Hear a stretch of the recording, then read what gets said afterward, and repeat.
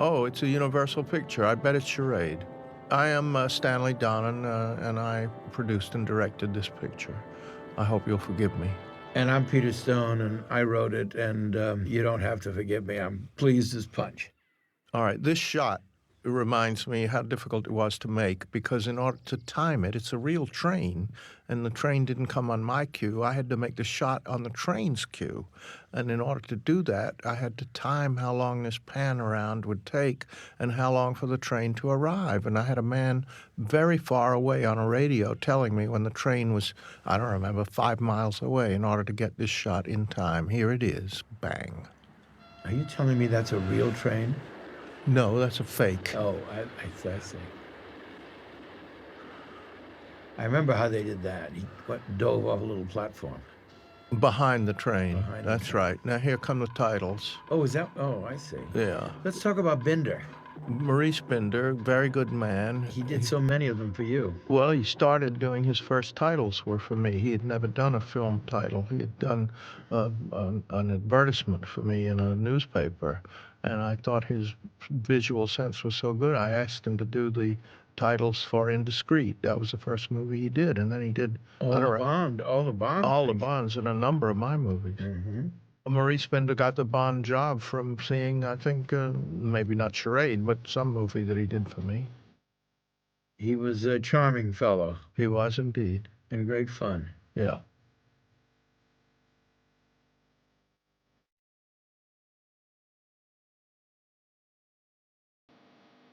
Charles Lang we'll talk about Charles Lang, the cameraman, later on, because he was a terrific, character. But the score was written by Henry Mancini, and what did he ever go on to do? He went on to write a lot of other things. Oh. But I think this is the first movie that I did with Hank, and the reason I thought of him is he had done a score for a movie called Hatari, which had the most wonderful score, in particular the elephant walk, baby elephant, I think it was called. And you had Givenchy doing the clothes, because Audrey always worked with Givenchy. Not always, but it's close. She preferred it.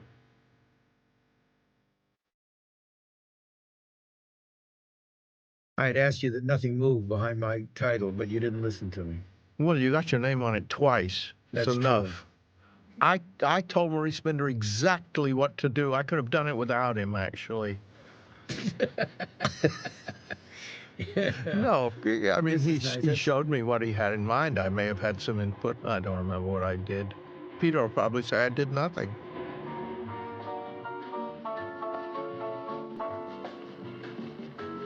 This is Megève, a town in the French Alps, and we went there with the troupe to this hotel. And this hotel was not yet open. It was owned by the Rothschilds, and it was a new luxury hotel, and it was still a week or so away from its official opening. That shot of the gun there is a lie, because it's actually a grown-up's hand. You know who's the assistant director? It's Mark's hand. I remember that well. But that's real water on her face. Oop, yeah, see, if we had a child's hand, you would have known it was a child's hand. And we would have given away the joke. Given away the joke. But this hotel was very luxurious and quite lovely. And not yet open. Right. And when we arrived, it had a little wading pool in the lobby, and Cary Grant put his foot right into the wading pool. And there was a real pool, which you'll see in a minute, an enclosed pool, an indoor pool.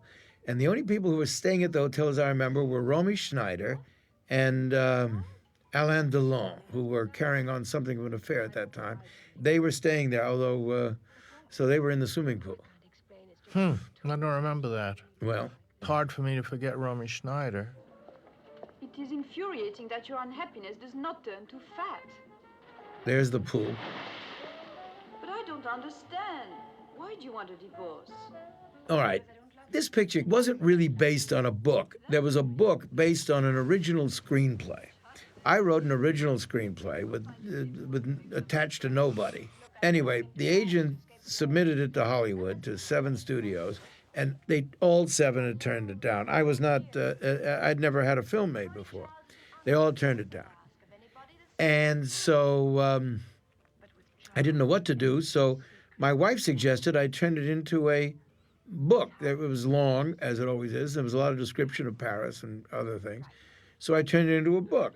And the minute the book was published, 7 studios in Hollywood made offers for it. It wasn't exactly published. It ran in Red Book magazine. It was also published. Red Book actually printed was not allowed to print more than 45% of it or some number. But there was a book, and the book came out. But it was bought by Stanley from the Red Book magazine. So were the studios the offer. I'm now going to get a shot of what kind of man I am. But the Red Book was what I read. It was sent to me by Peter's agent, and that's what I read.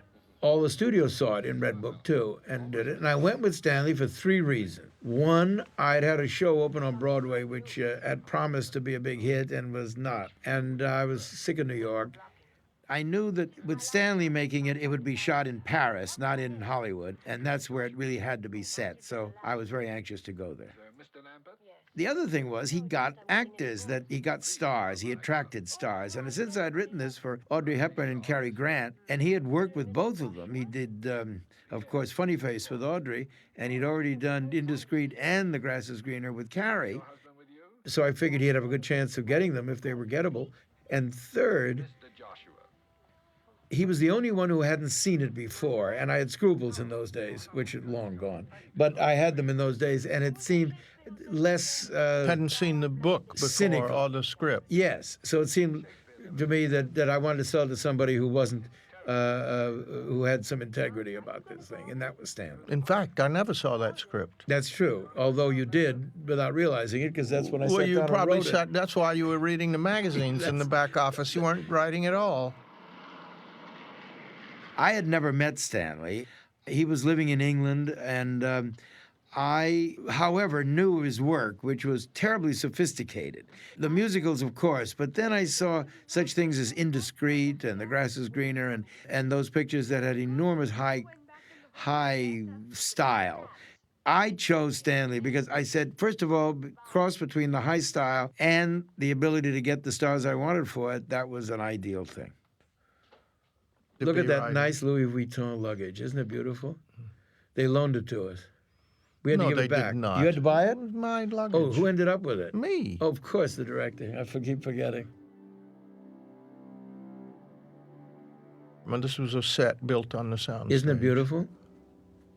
Isn't she beautiful? And aren't her clothes beautiful? This was a set, actually, to the art director's chagrin. He hated it. I said, I want a real apartment. He wanted to design an apartment. We actually rented these walls, which were for sale, all this boiserie, and just stood it up in the studio and rented those fireplaces, and that's how this set came into being. Everyone says Audrey was so skinny. She was so thin. She had 3 copies of everything she wore. And afterwards, my wife, who was with me then, and who had been, at that time, a model with Vogue, put in for the clothes, and they hung off her, not because she was thinner than Audrey, she wasn't, but because Audrey was a large woman. She had big bones. She was broad-shouldered, in spite of her thinness. She was tall and substantially built. I hate to disagree, but I didn't think she was tall. I mean, she was not too tall for Fred Astaire, and he's not a tall man. Oh, but she's 5'8". Never. You don't think so? No. Standing on her money, she was. Yes. All right.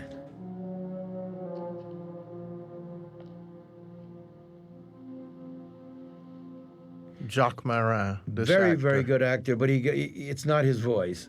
You're positive? You loved him? I'm very cold. I love this shot. I actually wrote this shot, and Stanley... You can't write a shot, Peter. I described it in the script, and Stanley, one of the few directors I ever worked with in my life, actually took a suggestion from a screenwriter. They don't read stage directions. Not many. No, they don't read stage directions, you know. They think it interferes with the... But Marin is dubbed by an actor named Coco Aslan. who's really a good actor also. It's not his name, Coco. No, Gregoire is his name. Gregoire, yeah. But everybody called him Coco. but he was fluent in English and French, Coco. Everybody calls Chanel Coco too, so they didn't get mixed up. That's right. You all the time you say, send for Coco, and then Chanel came. would come. And this Jacques was a little difficult to understand. He spoke somewhat of English, and so he seemed to look right for the part. He auditioned, and he was good. What the French call a bon type. He was the right kind of man you wanted for. He got aggravated very well. I remember one day at lunch, I came back from lunch, and in my chair were his notes for his part, because he didn't really speak English, and he had written out the part phonetically. And every time he said I, he had written A-I-L, which means garlic in French. But pronounced I, so that's how he learned to say I. I had worked with him before on a... Garlic had worked for him before. Also, no, I had worked with him before on another thing, before a television pilot. He was very good and very nice. The authorities in Bordeaux searched this compartment on the train. They searched it thoroughly. They did not find $250,000. Nothing shall be said about this, Peter. Well, people will have seen it already. Nothing will be said about this. All right. But the people who are listening to this will have seen the film. They're now running it to hear this if they choose. Jardin des Champs-Élysées. Why there? I don't know. So I take direction. I'm not to speak of this.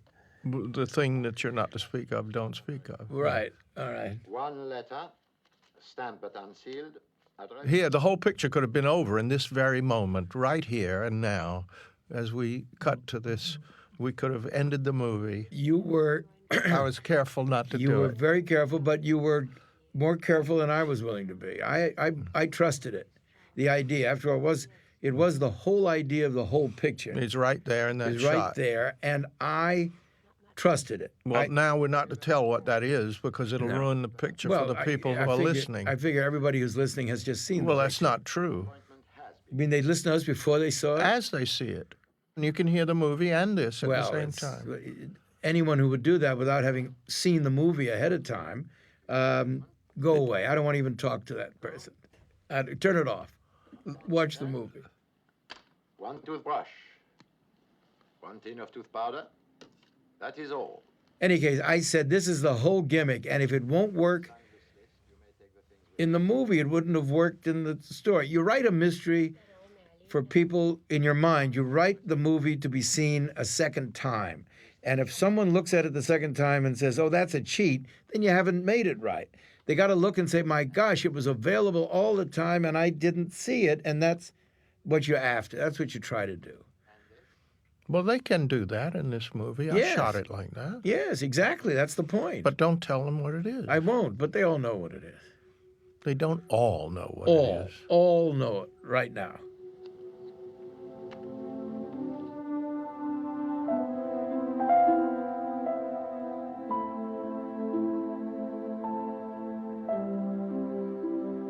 I thought it was a good story when I read it, and that's what appealed to me. In fact, I happened to be specifically looking for an action-adventure romantic picture in which the female was the leading role. And lo and behold, along came this story, which in Red Book was called The Unsuspecting Wife. They changed it. Now, here's what's interesting about this shot. Yes, the light tape. the tape on his ears. Tape on the back of his ears. Because light came through it, and he had saw red ears. He had glowing red ears because the light went through it. Because he was backlit. So he had as to you can see, put the masking shadow tape on on his ears to keep the light from showing through.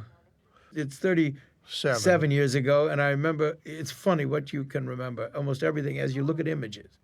Things I wouldn't have remembered if I didn't look at images. It's amazing it's 37 years ago, and I'm only 40 years old. As I know, it is, but you were a prodigy. And the amount of smoking that went on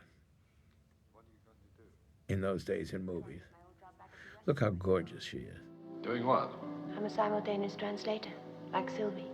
Only she's English into French and I'm French into English. That's what I was doing before I married Charles.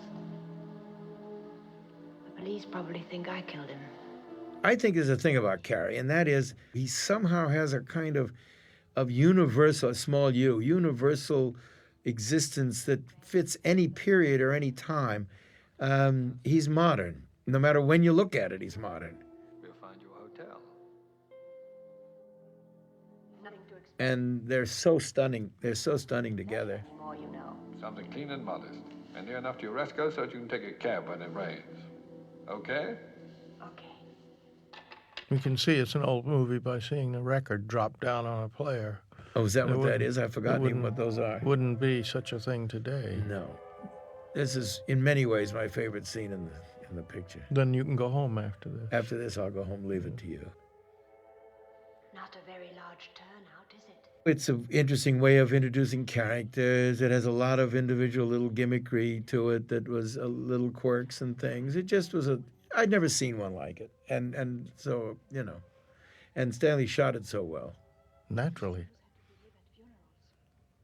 This I like. You think he's actually, but there he is clipping Yes, his nails. yes. Thought they're saying he knew You how just to gave it behave away. at Now, how come you funerals. didn't No, mind I didn't giving say that it until away? after he did it. All right. If you noticed my timing. That's true. But they're saying he knows how to behave at funerals, and Yeah. you see he's clipping his nails. Now the cast arrives one by one and displays. Look how well lit and shot that is.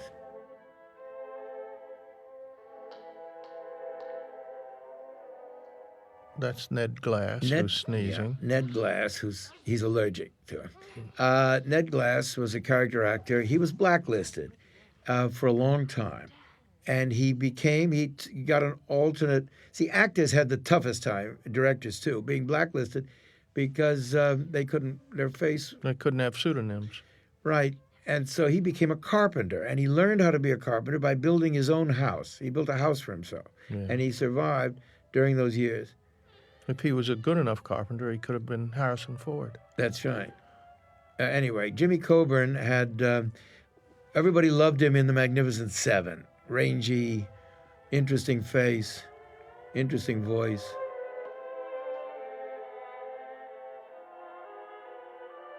Tell this story about the mirror under the nose. Cary. No, you tell it. Cary said to me, that thing is no good, the putting the mirror under his nose. Nobody will understand what he's doing. And I said, I think they will, Cary. I think they'll get that he's seeing if the man is breathing in the coffin to see if he's really dead. So we went to Rush's, and somebody had their daughter who was about 5, 6 years old. And he looked at the little girl and he said, "You see that?" Yeah. I said, "What's that man doing?" She said, "He's putting a mirror under his nose to see if he's still breathing." It's a 5-year-old. Yeah. Now, George Kennedy, who had made a hit as a villain in a couple of pictures because he was enormous. I mean, and still is. He's enormouser. Yes. Now. But he's tall and he's big. He's just a big guy. I think Lonely of the Brave he'd been in and a couple of other things. And he's a perfect choice for this character.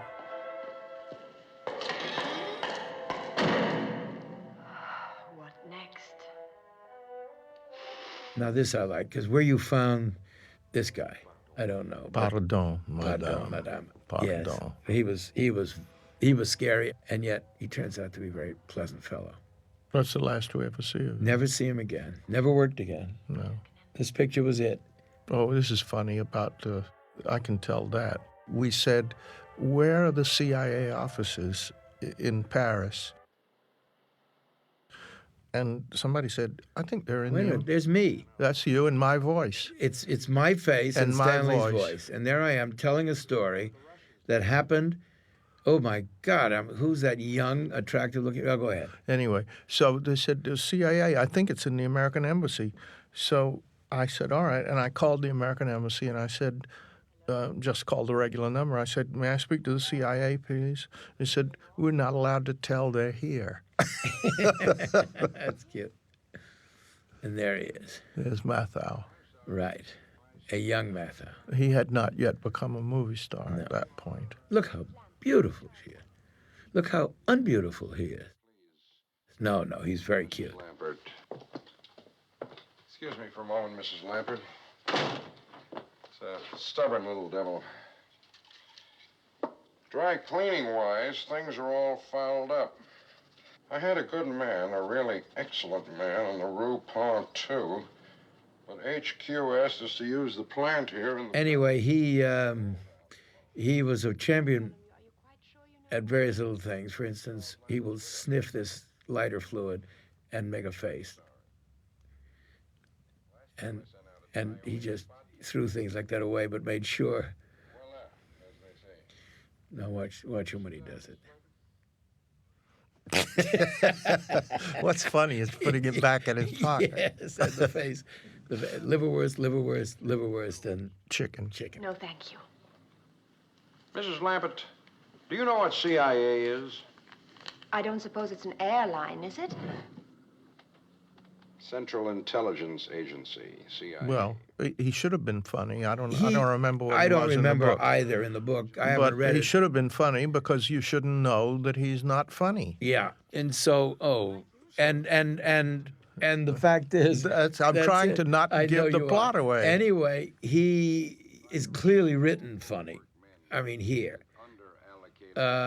he's written to be funny. So it was written that way before Mathau. I think Mathau was gotten because it was supposed to be funny, and also because he was disarming. See, that's called holding a glass up in the frame. Otherwise, if he held it where he's supposed to hold it, it wouldn't have been in the frame. No, he could hold it where he held it. Well, That's not not really. a close shot. It was higher than it would have been.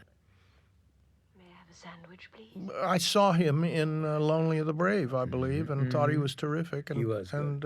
and cast him. Also, I didn't want anybody who was extremely well known to the audiences, and he was not yet well known to audiences, film audiences. All right, Mrs. Voss. It was in the book. She when she was terribly nervous, she ate. And Oh. By the way, have you seen this one? and it's funny about the eating of the sandwiches because he will start to eat sandwiches in a minute. And this sequence shot took a day and a half or something. No, I doubt that. Well, it took the whole day.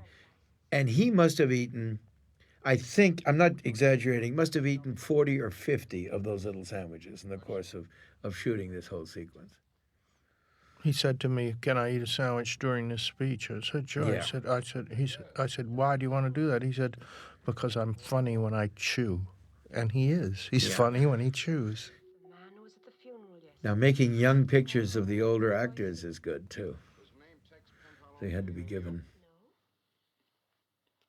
You'll have to be a little clearer than that. Nobody will know what you're talking Well, for about. instance, there's a toupee on Ned because he's supposed to be younger. Make him younger than he was in the rest of the film. Right. But the picture moves, not the... No, the camera moves. Yeah, It that's what I meant. zooms in. I I said actually made the shot like you saw it with the magnifying glass. By then we had zoom lenses. I believe we had zoom lenses. Oh, we did, because there's zoom lenses later. Mrs. Lambert, I'm very much afraid that you are in a great deal of danger. Why should I be in any danger? You're Charles Voss's wife. But he managed to make this Funny. funny because there's a tremendous amount of exposition in this shot, in this whole sequence, because this is the whole backstory is in this. And in order to make the backstory interesting, there had to be things going on. And so if you watch he is funny eating. You have to admit it. Yeah, his mouth is funny. Mm-hmm. He's also said to me in later sequence, "You have to be careful when I'm running, because it's not supposed to be funny when he's running." And he said, "I look funny when I run." I can't help it, he says. He said, "I'm I funny run funny. Yeah, and he does. He runs like a duck. Ours. Oh. Charles Voss stole $250,000 from the United States government. I'm afraid we want it back. Mark Bem, he was a madman with plots. He could plot. He came up with a new script. He could write a script overnight, and he had 50, 60 of them. Almost none of them was ever produced. But later on, he did write one of the Beatles pictures, the second Beatle picture. And he and I worked this story out together. And then he went off in his own world, in his own life, and I went on and wrote the script. Just as hard. Even though I had Audrey in mind when I wrote the script, I did realize that she'd never done anything like this before. In other words, had never been in jeopardy, which is what she is throughout the picture. But on the other hand, nobody had really made a picture like this in a great number of years, except for Cary, who had done the Hitchcocks, where he had been in that position. almost nobody else had any experience doing this. So I figured Audrey, after having seen her range from Nun's Story to Tiffany, it would certainly be, and also I found her very vulnerable on screen, and vulnerable is what this Jeopardy called for. So I was perfectly confident that she was right for it. She went on to play a couple more times, but up until this time, she hadn't really done that sort of thing. I think that's what appealed to her too about doing it. What happened is I thought I had Cary Grant and Audrey Hepburn, and then we were at Columbia. And Cary said, "No, I'm not going to be in it. I don't want to be in it. I've changed my mind. I'm not going to do it." And she said she'd only do it if Cary would do it. If Cary did it, yeah. So the picture collapsed, and Columbia dropped it in that terrible word. The picture was in turnaround. This is the real place. They're standing in the actual play. I love the kids' faces in this. This is such a tradition in France, the Guignol. Guignolet. Well, that was the name of the theater, but it's called Guignol. And it's the Punch and Judy show, and it's a morality tale. And because it has the policeman in it always, having the policeman come here and mirror what's going on in the story was... Yeah, if you saw that shot, it said Guignolet above That's it. because that's the name of the vrai theater. Guignolet. That's the name of the theater, Yeah, but the this is form... not the Guignol. It's the not Guignol. the Grand Guignol. No, that's another theater. Yeah. This is the form. Guignolet. No, that's the name of the little theater. The name of this form is Guignol. That means the Guignol is a puppet show, a hand puppet show. How about making me vice president in charge of cheering you up? Starting tonight? Now, this is interesting because, I hope it is interesting. well, it is. There's Monty Landis. His real name is Max Landstein, and he's from Scotland. Is he And still with us? I think so. I see him occasionally. Yeah. He was a comedian in Paris. He did what they call a fantaisiste. He did pantomime, and he mouthed records. He did a record act, and he did it in all the esoteric clubs, the Rose Rouge and the Fontaine de Quatre Saisons.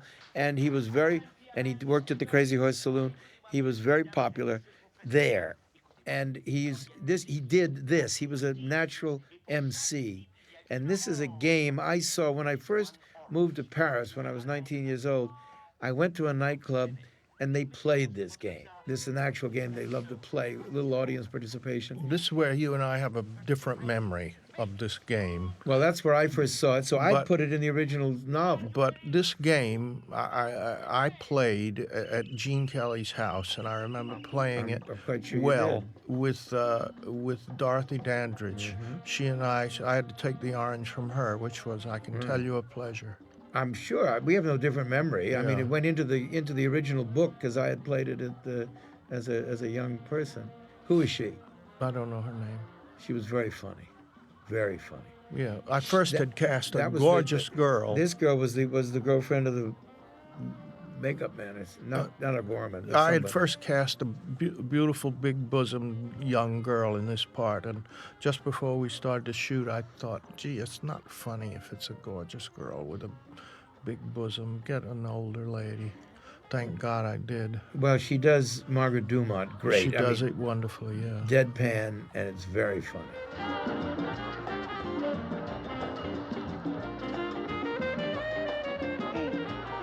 This is the scene the Cuban Missile Crisis was happening when we shot it. And I And remember we very all well. thought the world was coming to an end. And at a certain point one afternoon, you just stopped, and we all went to the canteen and said, "What are we doing? The world's about to blow up. Why are we screwing around with fun and games? The world's going to be ending. Let's wait and see what happens." And you suspended shooting a little early that day, and we sat there in the canteen watching television, which was up over the bar at the studio. It's not a bad movie when you just look at their faces. No, it's true. Now Just there's a lot of shots of their faces will do. now, one has to say that when we in Megève in France, the weather was terrible. It was mist and snow and mist and snow. We sat there for a very long time without being able to shoot. So Stanley sent for some of the sets in Paris and had them shipped to Megève, and there was a garage he found where he set the sets up in the garage, and we shot a lot of the movie there. And the reason I'm saying this now is this is in the garage. is in the garage in Megève, this shot. The There's more. scene. The whole scene, yeah. Also, the later part in the CIA back office is in. And I think the downstairs at the American Express. No, that's Something. too There big. is one other shot that was done there. But this was This all whole done. sequence It was done in the garage. Yeah. In Megève. While we were waiting for the weather to clear up. These sets were built in Paris, and then they were Shipped ready, to the so they garage. just shipped them down, and we put them up in the garage.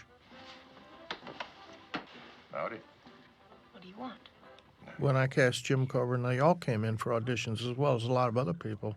A lot of them weren't weren't famous they weren't, enough. They weren't famous at all. Coburn wasn't, and neither was George Kennedy. Now, there's a good moment to mention that I'm talking about. We were dropping those matches on. One, it's fair to say that's not her lap. No, it's her lap. In the when they cut to the insert. Yes, it's her lap. Those were good Givenchy's that he was dropping them on. Well, Belongs to me, Miss Lampert. And you're going to get it for me. Anyway, the point is that I'm talking about the sets in Megève and the thing, as if it's normal for me to be there. Stanley let me be there didn't let you. I wanted you there. Well, I suppose for the entire movie from beginning to end, which for me was like a college course because it was my first film, and I really enjoyed every minute of it, I wish I did. except the Cuban Missile Crisis. I'm having a nervous breakdown. You enjoyed it. Well, I suppose having you and Cary and Audrey together was enough to keep me amused. The anxiety of making a movie is horrendous. How does this stand on the scale of on the horror scale? yes? Oh no, this is fine on the horror scale. It's just the problem of getting it done on time. That's all. And if you don't finish on time, the actors get $1 million a minute overtime, and then the picture will be a loss. So you have to be able to organize yourself and how you're going to make it in order to get it done quickly. Even if I'm not the producer, I have to think about it. That's why I became a producer. It's the director's problem to get it done on time, whether he's a producer or not. So you may as well be the producer. I noticed the other day when I happened to catch Indiscreet again that there's this elevator scene with Cary Grant and Ingrid Bergman facing Yes. each other in an elevator going up. Yes. This is Not sort of- exactly like this. No, though. but are you doing homage to your first Hardly, shot? no. Hardly. I like that idea. Yeah. Homage to myself. Yes, I Yes. like that. First floor. Here you are. Where? On the street where you live. How about once more around the park? How about getting out of here? Come on, child, out. Two lines that everybody used for Carrie's obituary. One in the elevator, which was she touches his How do chin. you shave in there? And the other one was is This is coming the up best- in 1 second. This is the best line about Cary ever written, right here. It's when she goes. Yeah. She doesn't go, he goes. Yeah, but I mean when she's about to turn to go into a room. Here it is. Here's you know what's wrong with you. Do you know what's wrong with you? No, what? Nothing. Nothing. Nothing. And That's it's, the you wanna know truth. something is true. Nothing is wrong with him. We had great adventures with Carrie, and later it's worth talking about. Where is it, lady? I don't know. His disability. It's actually Look. actually an ability. It gives him an extra bit of fright. Nicely lit, traveling from below, looking menacing. Give it to me. It's Ooh. He didn't get far. He didn't get far. No. I didn't think he got very far. He didn't get He far. was slow. Well, he hadn't been- Fortunately, he didn't go quickly because That's right. otherwise he wouldn't have been in the rest of the scene. or Mommy might not have survived. That's right. No movie. No movie. But fortunately, he was a slow descender. Although I don't know how he got back up. He took the elevator. Oh no, he missed it. Well, we didn't Yeah. see No, how yes, he, you we did. don't see how he got down. He Yes, could have you waited. do. No, you do see how he got down because he turns to the elevator, And and it's gone. He goes, and then he starts for the stairs. And he doesn't. What he doesn't do is start for the stairs. Well, we know in your that's- head, he starts yes, for the yes. stairs. I sprained my pride. How are you? Scared. You'll be all right. Where did he go? Out the window, I guess. Well, lock the door. Don't let anyone Could in. have walked around it, but he didn't. And close these windows after me. Be careful. Look at that. Out the window. You'd never know. That's Paris. yes. A reasonable fact. It's made in Paris. Oh, look at that. Go ahead. Try it. Now, this you're about to see from below. Cary had a stuntman double, and he went with him from there he is, and he went with him from movie to movie, and he was a nice guy, and he didn't particularly look like him, but I'll he had give this. you money if you know his name. Let me think for a minute. Well, And- I'll tell you his name. Saul Gorse. That's right. I just thought of it. Oh, thank yeah. you. And he followed Cary from picture to picture with Cary. I mean, he went with Cary. He didn't look like him particularly, but he was the same His color, shape looked his like shape, and he moved the way Cary did. And here he goes again. Ugh. And And if Saul had fallen, I could keep shooting. But if Cary fell, it would have been a disaster. that's right. Although we would have had to cut out the other stunts if Saul had fallen. He was married to a lady that I had gone to high school with who was also a stunt lady. But I'd gone to high school in Beverly Hills as a young person with her. Never mind that. Did you get the money? How could I with the 3 marks? The plot turns Yeah, here. there's a lot of plot. A lot of going on. plot Lot of turning plot. here now. That's right. Now the girl trusts me. If she's got the money. And this is- Cary actually thought, if you notice in the picture, that he had a good side or a better side than the other side. I didn't really agree with him, but I did my best to keep him But on his the right- side he liked. he liked the This right is the side. way he liked, with the right side with him showing. on the left looking toward the right of the screen. And it was easy to remember because he always got top billing, so I would always say your name would be on the left and your face would be on the left.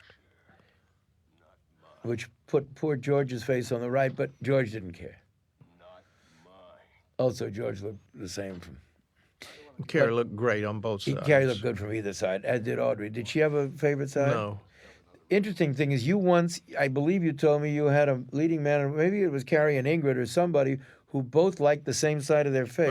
It must have been another director, not me. You never had. No. Somebody told me they had 2 actors, and they both wanted wanted to the face the same way. face the same way, and so all of Have to their love shoot one scenes. of them in a mirror. No, what happened was that the gentleman always came up and put his arms around her from behind, and that way they could talk into her ear. But Forward. yes, so they were both facing in the same direction, so he could shoot them. More plot. More plot, but Now he's deceiving the poor Audrey. yes, he's done that. He's doing it Well, now. now he's he's going to gonna do it. He's going back in and lie to her. Yes, and suddenly he shot differently. That's what was interesting because now we don't believe him, and so there's menace in what he does. And when he hugs her, coming up soon, his face is such that not this time, but the next time, his face is such that it's shot in a way to make it look like he could be guilty. There's actually subtext to the shot. Why don't you confide in me and tell me what? Cary either intuited or knew that it didn't matter whose clothes he wore when they got on him. They always looked fabulous. It was like the haircut. No matter who chopped it up, it always looked great. So he was perfectly content. I mean, you have to understand, Cary came from grinding poverty in Europe, and he, people used to say he was tight with $1. He was careful with $1, and because he had come where pennies meant things, and he figured out that he could buy his clothes from anyone, even botany, or not even botany, but like botany, and it would look great on him. See, that's the moment when they embrace. And he wasn't adverse to even making a little contract with Botany since he was doing it, which would give him the clothes for free. So not only were they reasonably priced, they were very reasonably priced. I don't want to do calumny on Botany, but it's a lower end of the line clothes. But it didn't make any difference when he put them on. But no matter what he put on, it looked like he was wearing tailored suits.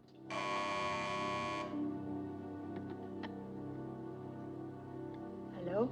Mrs. Lampert, it's me, the man who was in your room a few minutes We ago. were in Megève, and we couldn't work because it was misty. We went walking in the town, he and I. And suddenly he says, I'm going to get a haircut. I said, what? And there was a little shop on the main street. Who? I mean, just a local French barber. And I said, you can't do that. I mean, you got to shoot. I mean, he's going to butcher. You don't know. He says it doesn't make any difference. And he went in, he got a haircut, and it didn't make any difference. You couldn't destroy it. It was indestructible. After he died, he and I had become very friendly, and I was friendly with him till he died. And somebody said, did you ask him to put in his will when he died to leave you his clothes? And I said, no, I didn't really want his clothes. I wanted his hair. But this hack barber in Megève, a Frenchman who learned in a catalog how to be a or whatever, cut away, and he came out looking spectacular when he came out of there. Well, he looked like that. Words can hurt. I know. Try to get some sleep. You'll feel better. Don't worry. I've arranged to take the room next door to you. There, her face, because she knows now. Yeah, And- she and suspects he's that the he's villain. somebody. When Cary accepted the role, he had only one condition, and the condition was that the writer had to come and sit and meet with him for a couple of days and hear what he had in mind. Now, here he goes. This was hard. This was written, but it was very hard to do because no one believed it. That's his tie pin. That's a that he type just in, put and in now there. he's going to unravel a sock, but socks don't unravel. I don't Well, know. they can. They can. They If could. they have knitted socks. they Especially can. if they're written into the script. They actually did unravel there. Yeah, you're right. Something. Anyway, so I was in Europe, so I came back to New York, and he wanted me to stay at the Plaza Hotel where he was staying. And I took a cab, went by my own apartment, which was in New York, very strange feeling, to the Plaza Hotel. To live in a hotel in a town where you have an apartment is an odd feeling. And I went up there, and I spent 2.5, 3 days in the suite of his suite with him arguing over certain things in the script, which when we get to one of them, we'll talk about it. But we argued about it and argued, and finally I just couldn't take it anymore. And I said, I don't care what happens. I wanted him to do it. I said, all right, never mind. We'll take the scene out. He said, well, now, wait a minute. Let's talk about it. And suddenly I realized something about him, that there are certain things he wanted to do, but he didn't want to be responsible for having done them. And so as long as it was my idea, and he couldn't be blamed for it. And it was interesting because it came up again and again, that same idea. The main thing he wanted was that he said, I cannot chase this girl. I am too old. She is too young. I cannot chase this girl. She must, in some way, be chasing me. Not because, and you'd say, and anybody else, you'd say, oh, how conceited, the girl chasing, but that's not at all what he meant. What he meant was it's unseemly, he thought, for a man his age to be actually coming on to a young girl. And he wanted the young girl to be the one who encouraged the relationship, basically. That's the better way to put it. And he was insistent upon it. He would have been a fool not to chase Audrey Hepburn, but she would have been a fool not to chase him. Right. But he turned 60 during the making of this picture, although he doesn't look it. Now, they are in a section of Paris which doesn't exist anymore. The section's there, of course, but this thing isn't there, and that's the market, Les Halles. And Les Halles, the halls is what it meant, and they had all these various sheds called halls where they sold everything from meat to cheese to vegetables to fruit and everything else, fish. And people in Paris used to go there at 2 in the morning, 3 in the high society in dinner clothes would go there because there were certain restaurants, the Pied Cochon and other restaurants where you'd go and have onion soup in the morning at 3, 4 in the morning. But this place, this was the Zola, in one of his novels, called this the womb of Paris, the belly of Paris, where all of the food, they've moved it outside the city limits now to an area on the way to the Orly airport. And this has become an arts center. The new Pompidou Museum is there, and a lot of restaurants and places. But onion soup is not exactly described the kind of onion soup you had. It was with the delicious cheese with on cheese top, on top. the gratiné. It was fabulous. Anyway, that's where this whole scene took place. And and that's where the scene was supposed to take place. Yes, yeah. Well, actually, those early shots were there. Yeah, but not this scene. No, not this. No. This was a set. The studio, but I like the towel work behind her. The original script was a lot less of this many locations, but when I changed it into the novel, so I made it kind of a travelogue of the city, and so I tried to put it in as many sections of the city as I could. And they kept them. They're there, They ride down the Seine, and there's a tourist There's attraction. they do the Bateau Mouche. Right, which they'll do. But we're in the subway, which you don't usually do. Yeah, well, this is a story taking place in Paris. Right, It's but not also a movie about showing Paris. The sets were built in a studio. Bologna, which is on the Seine, on the river, just at the city limits, the southern city limits of Paris. Sort of Neuilly. Yeah. There's the onion There's soup. the onion soup right there. Right there. That's what it looked like. That is it. Could it have been made in a studio in Hollywood? Obviously not. If you wanted to show Paris, it had to be made in Paris. This movie, as it turned out, was a co-production in a way. It was a Universal and a Stanley Donen production. They each owned half the laundry ticket. Well, that's the way every film is made. No producer. Today, right? But in the earlier days, Universal. The only producers who ever actually financed their films totally were Sam Goldwyn and David Selznick. Right, but in the studio days, and Universal was the last studio to remain in the studio system. In the studio days, every picture was made entirely by the studio. The producers were under contract. And the directors were under contract, and the stars were under contract, and everybody was under 52-week contract. And yes, but by the time we did Charade, that was no longer true. No question. It was beginning to be no longer true. I mean, Universal was still making Universal pictures. Oh yes, but I mean there were a number of pictures that weren't made in that way. I don't know what an independent film or a studio film is. They're just movies that people make, and you fight it out every inch of the way as you go along, and then that's the movie that gets done. I just wanted to do a movie where the leading lady was the one who was being chased all through the film instead of the man, which was the thing at the moment that was happening, like North by Northwest, where Cary was the one who was in trouble. This is more like Suspicion. Yeah, except it's funny. Well, that was my interest. It had been many, many years since. That's the hard part, is to do the mystery, the adventure, and the humor. Well, they all hadn't in tried it in a very long time, and it's called black comedy, and it hadn't been a successful one since really the late 30s, and it interested me as a genre to do suspense and menace side by side with comedy, and that was. It's interesting to call it black comedy today, because today it's white comedy compared to what is black comedy, which reminds me of the story about the murdered bodies, which maybe we should tell at the point they show up in the movie. That's right. I was saving that. Yeah.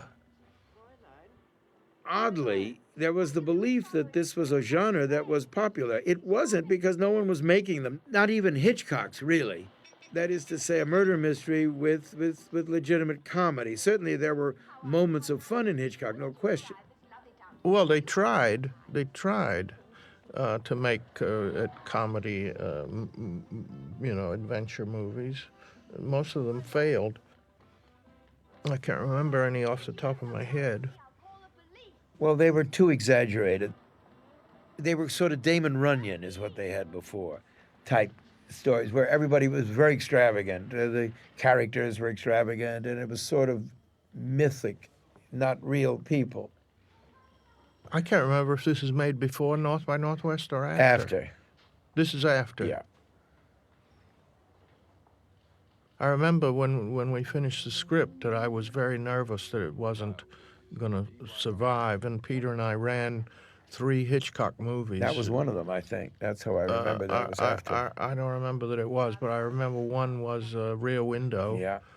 and one was Vertigo, I think. And then I said, no, ours is certainly in the ballpark. The studio was quite worried about that because there hadn't been anything quite like it in some time. And then a lot of people started making them. Yes? Good morning, Mr. Dial. Reggie? It's the only name I've got. How about you? I know cat and mouse. You've got me. What do you want to know? Why you... Columbia was my film company, which was backing my company to make Charade. And I thought I had Cary Grant and Audrey Hepburn, and Audrey said she'd play with Cary, and Cary said yes.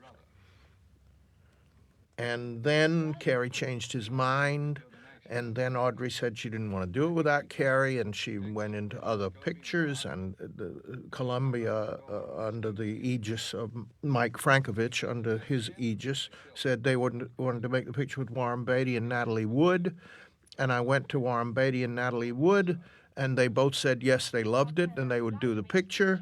And then Mike Frankovich said, no, Columbia wouldn't do it with Warren Beatty and Natalie Wood. They changed their mind. This was after having me ask them to do it.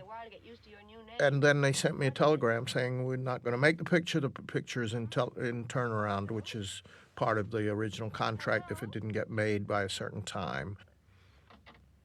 So the picture was in turnaround at Columbia, and Cary Grant called me and said he had read this picture he was supposed to do with Howard Hawks, and he really didn't like the script, and would I still be able to make the picture that I had sent him, which was Charade? And I said, absolutely. And this came immediately after Columbia said they didn't want to make the picture. So he called me that day. We got together and made a contract with Cary, and I called Audrey, and she said she'd love to do it with Cary. And I called Universal, and Universal took the movie in a second, and that's how it got to Universal. There's how big George Kennedy is, because Cary is a tall man, and Kennedy towers over him. Cary was 6'2" or something. And look at Kennedy. Look at Kennedy. He's like 6'4", but also he's not just tall. He's a big fellow. Massive. But Columbia, of course, was furious when it was made with Cary and Audrey, and they heard about it, and they said I had denied telling them the truth, that Cary was going to do it all along, and we just did that so they'd get out of the picture, and totally untrue. It did look like it, but there was still, it couldn't help it. The truth. The truth is the truth. Now what? I like this expensive set. This right is here. very expensive. Yes, this a gray wall. He's not a great yawner, I have to say. But the music, as I remember, there was a little musical joke there. This doesn't happen either. What doesn't? They Closing wouldn't the place close up? up the place with people inside. Well, they didn't know. They're not supposed to know, but of course they would know. How would they know? I believe that. I believe if you went upstairs. Sure, you believe it. You wrote it. Well, I did, but I think if you got up there, no one would know you were there. They don't check the building. It's a large building. Keep right on going. The view, it better be worth it. That was the most intricate set built, was the rooftop of the American Express. Because you just gave away that it's not real, that we didn't shoot it there. I think we could do that. Oh, we can do that. With impunity. It's built to scale, and the building you see in the distance there is actually small. It's not that far away. It's just made small. That's what Peter means when he says scale. It looks far away because it's small, but it wasn't. That house over there. Oh, look, I can see a man looking at television in one of those windows. The midget. Yeah. We joked about hiring teeny-weeny people to move around back inside those little windows behind them. And that sign. That sign is big. Big, American Express sign. Yeah. And it's made to look like the real sign on top of the building. It wasn't made up. Cary, what it was that he did is very difficult to describe. He was just light on his feet. Yes, he'd been an acrobat, he'd been a dancer, but he moved with such grace, and he handled humor so easily. And Cary was left-handed. That's why I just hit him with a left. that one That shot was in Cary. the distance. That was Cary. I don't think No, so. sure it That's was. not. Yes, it is. You think so? I don't think so. Oh, yes, it's all Cary. I didn't think so. That was a little sped up camera there. It's not the sped up. There's no sped up camera. You see it when the camera's sped up. What was interesting about this is that Stanley, with all of his experience, had really had no action experience. I remember, and Stanley, I think, is not sure that he did, but I remember that he brought in a sketch artist who sketched, whose actual skill it was to sketch out these action sequences in such a way as to make them very clear on looking at a storyboard to see what you needed and what you had to get. Well, you know, it was done like a dance sequence, and that's something he did know a great deal about. And so he did do it he choreographed the action is what he did. You're about to see a stunt that Here goes. to figure it out. It's a good way they got this to work. Zink. Zink, zink. Boom. Zink.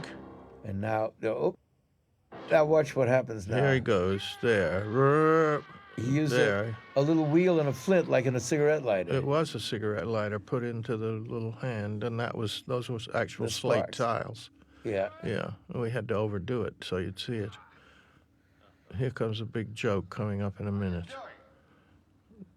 Yeah.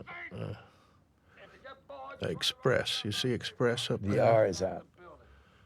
Yeah. See, he took the elevator up. Yeah. Working with you, Peter, was torture. Yes, it was hell. No, we got on fine. We got didn't along know great. each other. Peter and I had never met. I bought the rights. Peter came to London, where my office was set up and where I was living. And we met, and we've been friends ever since. We joked a lot. We spent a lot of time laughing. We didn't fight very much. I don't remember any really serious disagreement. If you have a writer who's an enormous contributor to the picture, you want him there you don't know why you want him. You want him for whatever his input can be. It can be dialogue, it can be an opinion about the scene or an actor or whatever. Most directors feel a little challenged by having a writer there. But in this case, it turned out well because there were at least one and maybe more. But one that was where we stopped. We actually stopped because someone said, this is wrong. This doesn't make sense. Remember that day? And it was in the set. It was in the hotel lobby or the hotel corridor. I know it was the hotel set. And there was suddenly, we said, my God, this is backwards. It doesn't make any sense whatsoever. And I said, wait a minute. And I remember going onto the set, and I sat on the step and very carefully went A, B, C, D, E, F. Let's work it out, work it out. Everybody left. Everybody was sent out. The actors, the cameraman. And we just sat there. And finally, we worked it out and changed it. It didn't take that long. No, but it was a horrifying moment. Well, when it was a realization that we were painted ourselves into a corner. Right. Something wasn't working. I don't no remember longer what remember it was. what it was, but No. it was. There But were it so was many. clear that we were in trouble. There were so many turns and U-turns and left turns and right in turns the plot. in the plot that one thing contradicted something, and it was glaringly obvious. I remember it had to do with Tex, and it had to do with why was he on the phone. And we worked it out and rewrote it right there on the spot, which frankly, don't know what, that moment arrives, I think, quite often on the set of a picture. Well, in this kind of story. Right. But you don't always have a plot which is full of No, but you have other twists and crises that turns. happen on a set. An actor suddenly says, I won't say that, or I don't want to do that, or the director, and then who's there to do it? It's, and if the writer isn't there, somebody else does it, and that somebody else. Today, if they have the writer on the set, to be 25 people. It's true. They'd have an ampersand on each side of it. I'm a truthful Whitefoot. But which is he? Well, why couldn't you just look at his feet? Charles Lang was one of the veteran great cameraman of Hollywood. And he has photographed more movies than any 4 directors put together. I wish I could list them, but they're some of the great, great movies.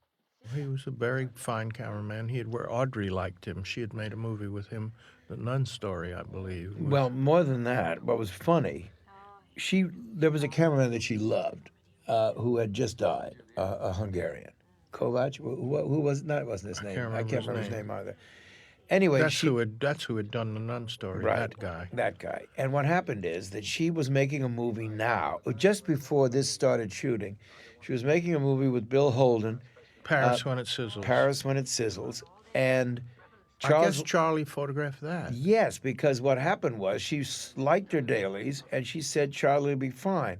They were making the picture in the same studio, and with the same. And so what happened? Charlie was a very focused man, like many cameramen are. Because he was a cameraman, right? But I mean, he was really. His eye was. He wasn't easily distracted, and her picture stopped shooting on a Friday and she started shooting Charade on a Monday, and Charlie literally was not aware immediately that the picture had changed, that it was a new picture. It took him a day or two to realize that. That's, of course, not really true, but it's a good joke. By the time we did Charade, he was not a young man any longer. Except, interestingly, he just died a year or two ago. Yeah. As a very, very old man. Yeah. He was a wonderful, wonderful cameraman.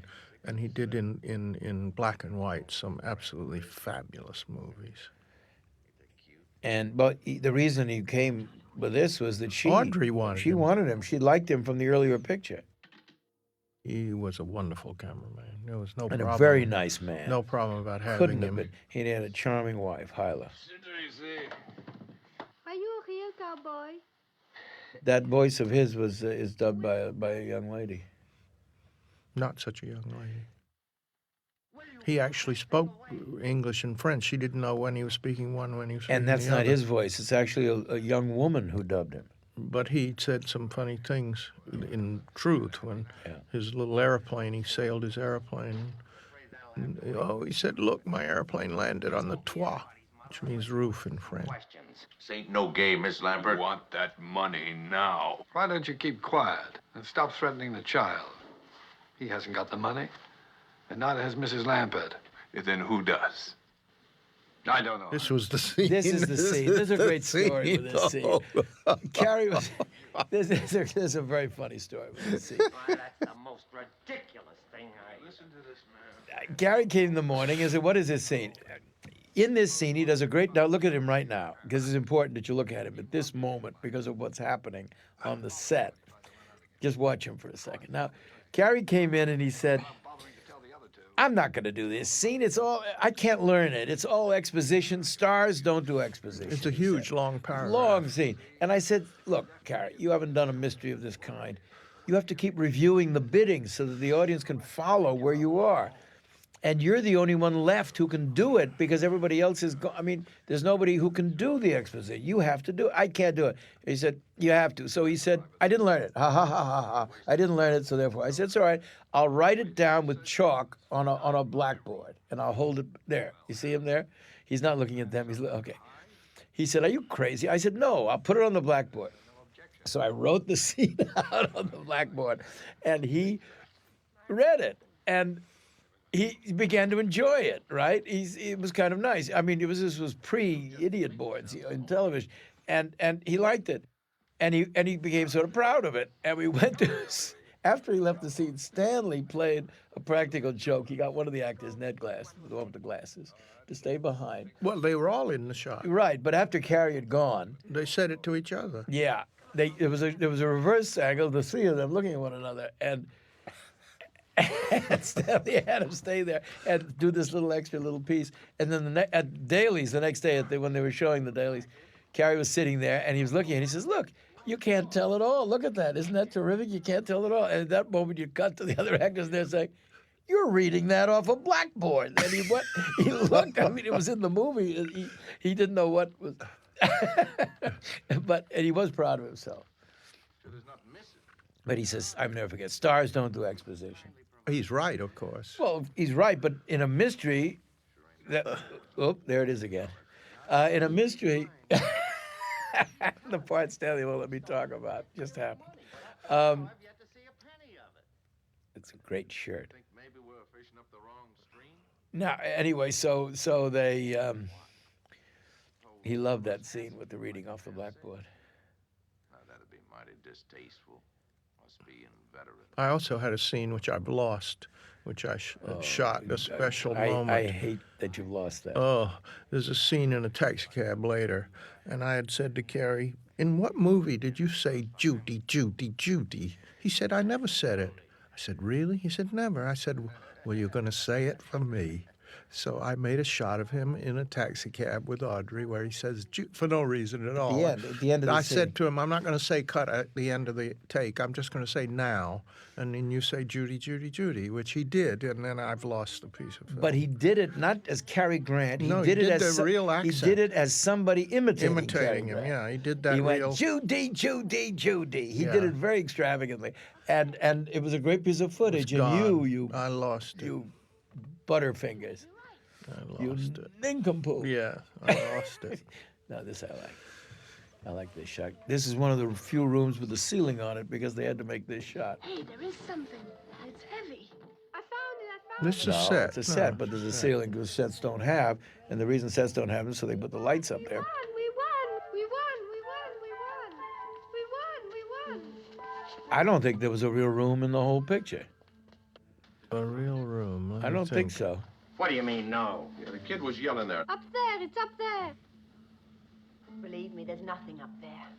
Showing his wrong side, incidentally. No, that's his good side. Oh, right. It's the same side you're seeing, right? That's the side. There's the side. See, you'll see him on that. You'll see him in camera left there.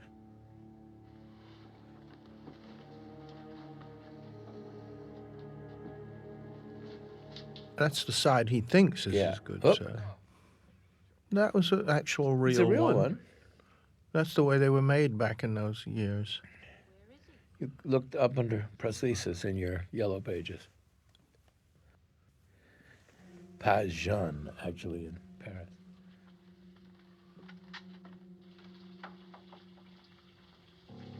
Well,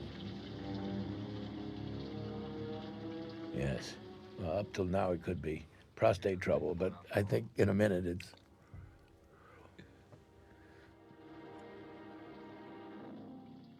Look at George. Wasn't he a good sport? Yeah. The problem was getting the water still. I after know, he and was also down there. He that had with to his stay there, and then the water shot didn't run up well, his shot nose. coming up, he stays there quite a while, where you see him. He really This shot. He's And the back bubbles, there. there He's was back bubbles a there. couple He's of back times. there. He's back there. He's under the water, and it's still. He's there. It's quite a deal for him, because he wasn't really dead. You see. Oh. Actually, now that you mention, he's made more pictures. In some place.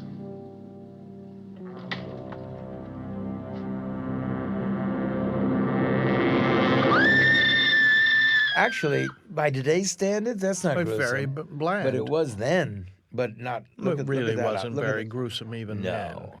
But then, yes, it was. They didn't do things like that. They were not. Look how beautiful. Look at that outfit. And hers is good too. No, I'm just kidding. It seems absolutely surreal to discuss the violence in this picture today in light of what we are now rather inured to. Today, the violence is unchecked. I think the beginning of it, it was two movies that unleashed this thing. On the one hand, you had Texas Chainsaw, which was unspeakable at its time. Now it's considered tame, which is exactly, I think, what it caused. The other was The Exorcist. In horror movies, violence was not really shown. There was sort of an unspoken agreement between audience and filmmakers that we could scare you because we, the audience, knew you wouldn't go past the line. There wasn't one drop of blood shed in Frankenstein, the original Frankenstein. And in Dracula, which really involved the drinking of blood, you saw none. Who do you think did it? Gideon? Possibly. Here's the looping. Now, what happens here? What happened was that this movie was about to open at the Radio City Music Hall. It was just about 2 weeks or 3 weeks away from it, which was opening in November of '63. It was Thanksgiving time. It was a Christmas show. It was going to open just after Thanksgiving. Well, as you remember, in November of '63, the president was killed. Kennedy was assassinated. And suddenly I woke up in bed. Stanley was back in London. And I woke up, I was in Hollywood making another movie. And suddenly sat up in bed and I said, my God, the word assassinated is in the script. Twice, in fact, in this scene. And you have no idea what that word was like. In those days, you thought you'd never be able to use that word again, ever. It's funny how soon everybody heals. But the fact is, it was in this scene. And it was about to open at the Radio City Music Hall, and it would be just awful. It would have been just awful. So I called the studio, and I said, you got to do something about this. And I had lay awake all night figuring out a word that could dub it, because it wasn't easy. And the only word I could find was eliminated. He says, it had to have the same number of syllables and end with 8. And it was cut into the movie. And it was like that for the first many, many years. I mean, any minute now, we could be assassinated. Would you do anything like that? What, assassinate someone? No, sir. I recently saw it on television. I'm not sure which word is in now. Now it's assassinated again. I don't know who did that. I don't know who did either. I'm astonished by it. It's back in. And I don't know who did that. I'm not sure it's in this It is. version. I'll bet you it's in this version. Well, I don't know how you can do that. I don't we either. We make a soundtrack, that's the soundtrack. I realize that, but we did add, they had the original soundtrack. Yeah, but why would anyone change it? Back again? Yeah. Because it was real. And it did not look, to a very trained eye, you could see it wasn't exactly right. I'll be surprised if it doesn't say eliminated. All right. I'll put money on assassinated. You may be right. I don't can't know. imagine. How would I know? They don't have the right to do it. To put it back the way you made it? I made it with eliminated. No, you didn't. Yeah, of course I did. That's the way the picture was released. It was released, but you made it with That's the way I made it. The way the understand. picture's released is the way I made it. Right, but they put it back. Only next door. If anything happens, holler. Cary was an original and a unique entertainer and actor and presence. He was, first of all, absolutely gorgeous. And yet, he didn't threaten men. There were some men who were so attractive that men felt threatened by them. Women swooned at them. And somehow Cary, there was enough charm in him and enough self-amusement that men liked him too.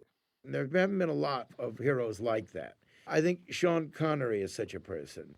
What are you doing? Taking off my shoes. What do you think I'm doing? Did you ever hear of anyone taking a shower with their shoes on? Well, this is the scene where he didn't want to do this. And frankly, I don't blame him. It really doesn't make a lot of sense, except I thought it was, for him to do this would be funny. And it is. But he argued for 2.5 days that he didn't want to do this. Why would I do this? It's stupid. I don't want to do it. It's silly.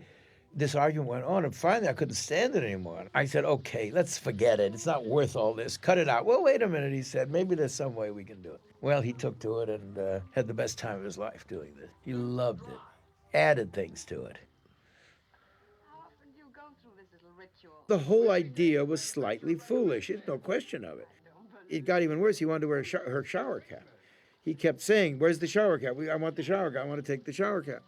We said, no. He said, no, I really want it. So I said to Stanley when he wasn't around, I'm going to hide it, and torture will not get me to tell where it is. And he forgets, or he doesn't forget, but you did it, he didn't. And therefore, we wanted us to talk him out of that shower cap.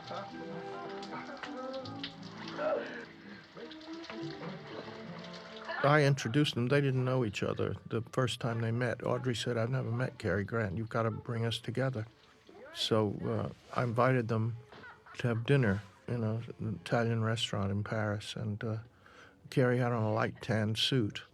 And I took Audrey, and Cary arrived separately. And when he came in, she stood up. And I said, well, I don't have to tell each other your names, but Cary, Audrey. And she said, I'm so nervous. And he said, well, what are you nervous about? And she said, well, meeting you, I don't know how to behave. And he said, it's very simple. Turn your palms upward, sit down in your seat, and put your head down on the table and breathe. And now do that. And he sat across from her, and she put her palms up and put her head down on the table and turned over a bottle of red wine all over his light tan suit. So he had dinner in a restaurant covered in red wine in a light tan suit. He was a good sport about it. Well, But that was their meeting. Because he caused it. He caused it. That was their meeting. But they liked each other and wanted to work again. And What's almost not did. to like? From hunger, you've only eaten 5 times today. I'll get someone to fix up my suit quickly and take you out to dinner. Let's go somewhere crowded. I feel like a lot of people. That's the real Bateau Mouche. One of them. That's one of them. That's the big one. That is not the real Bateau No. Mouche there. That's a little thing, and behind there, what's called a plate, which is a little movie going behind them. What I love is in the sound. When they go under these bridges, the sound goes all Echoey. and it's funny. Me? I don't suppose you know who the murderer is, do you? No, not yet. Whoever's left alive at the end will pretty much have sewn up the nomination, don't you think? Isn't that Bridge. amazing how that happened? Amazing. It's just the kind of good luck, I guess. Become the next victim? It's a start, anyway. Both Stanley and I were around when the first generation of talking screen actors arrived, and somehow they were all prototype. But there were categories were filled. There was the Spencer Tracy category, and there was the Robert Taylor category, and there was the, and as soon as someone came along to replace them, they could gracefully retire because they were categories. They were the firsts. Cary was such a person. He did play a romantic part in the next movie that I wrote, which was his next to last movie. But he played a grizzled beachcomber, but he got the girl. It was based on an original script by another writer who had written it as a melodrama, and I turned it into a comedy, and Cary and Leslie Caron did it. We were nominated for the Academy Award, and actually we won the Academy Award, that other writer and myself, and we had never met, and we wouldn't have known who the other one was, except we met on the stage getting our Oscars. What do you mean? It was a romantic story, and so he got Leslie Then he Caron, made one after that, too. where he was really the good angel for somebody else's romance.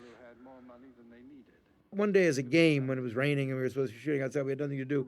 We sat down, Cary included, we all sat down to see if we could count the number of leading ladies he had.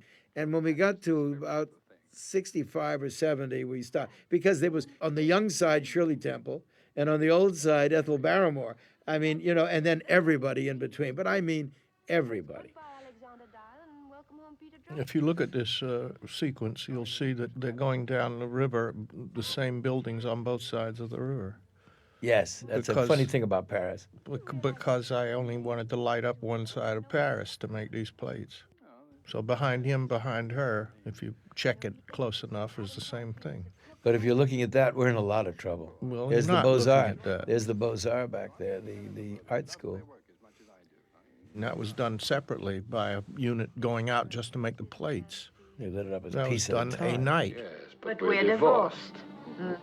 That's right. Now go and eat your dinner. Oh, I could eat a horse. I think that's what you ordered. Don't you dare. This is a line I used to put in every movie. I could eat a horse, and then a different response to it. What was it here? It looks like you ordered. It looks like that's what you ordered. Yeah. Now it turns out all you're interested in is the money. That's right. Oh, Well, what would you like me to say? That a pretty girl with an outrageous manner means more to an old pro like me than $250,000? A song isn't eligible for an Oscar unless it's not, the melody isn't eligible. You have to have words with it. There's a famous story of Dmitri Tiomkin. I was told this by Julie Stein and Sammy Kahn. He had written the whistling theme from The High and the Mighty. La da da da da da da da da da. He wrote that, and it's whistled, and it's all throughout the movie, and it's wonderful. And then Dmitri Tiomkin found out that it couldn't be nominated. It didn't have a lyric. So he had Ned Washington write a lyric, and he actually paid to have a theater, because the rules say it has to play at least a week in a theater in Los Angeles. And he went out and he hired a theater. He dubbed the song lyric in. He played the film with the lyric, and it was nominated.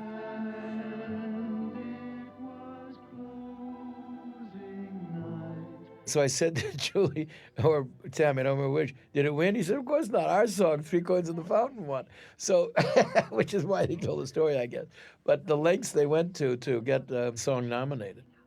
It's not a song if it doesn't have That's lyrics. right. And so it had to be played, and this was the place to do it. oh, did they do that kind of thing way back in your day? Sure. How do you think I got here? Cary insisted on. There's a couple of phrases here that Cary wrote himself. It's back, huh? Oh, no. Doctor said it was bad for my thermostat. I like to remind people you did this and I try know, to take the blame. except Stanley's being mean, but the fact is he cringes when he hears them too, and so do I. And yet they're in his style, and you don't seem to mind. You but they're don't mind. I don't really mind, except that it's No, I mean one doesn't mind. no. No, Although I didn't like them. I don't like them either. I'd rather have Cary Grant in the line. That's right. And another thing about Cary, of course, Stanley directed him expertly, and other people too. But there are people who outlive their style, who suddenly look old-fashioned today. Cary's pictures, with very few exceptions, are very much of today. They don't date. His pictures hold up. Are you out of your mind or something? It's 3:30 in the morning. You mean it? I gave everybody a quirk. I did it again in Pelham 123. I gave the same sneezing quirk to Walter Matthau. Well, actually, to Marty Balsam, and it's Walter Matthau who, with his Gesundheit, that was the end of the picture. Marty Balsam had it in The Taking of Pelham 123.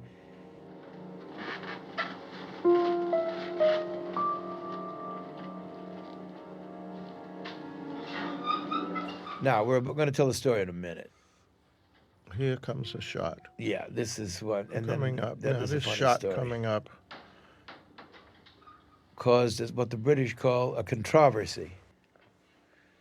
The studio didn't like the idea that you saw 3 dead bodies in the film. Yes, and you see And actually you see- 4, counting the opening shot of the picture. Yeah. And that one they couldn't take out, but they wanted to take out the shot of the 3 bodies, and I was beside myself. I said the picture won't have any sting to it. It'll all be too bland. So they said, well, would you do us a favor of previewing it twice? Once, cut them out for one screening and see if there's any difference in the cards. It's too violent. Peter and I had seen the picture by then 8,000 times, and we wandered out into the lobby while the picture was still on, and we noticed the preview cards were lying on the table with a lot of pencils. So we just looked at each other without even discussing it, and each picked up a few cards. Just a few, just like 5 apiece. And filled out, it said, which scenes do you like best? And we wrote on the cards more or less the same thing. Where The you dead see bodies. the dead bodies. The violence, the dead bodies, that's the best part. Maybe 10 or 15 cards we wrote that said that. 10 maximum, I'm sure. And then the next night, they previewed the picture without the bodies. So we again wandered out and said, which scenes did you not like? He said, the scenes where you don't see the dead bodies. There's not enough violence in this picture. Yeah. It's so bland, we said. It's so bland. So that's how they stayed in. And we came in Monday morning, they said, well, you guys were right. These cards are they tell the story. They had no say in it, but they would have put some pressure on.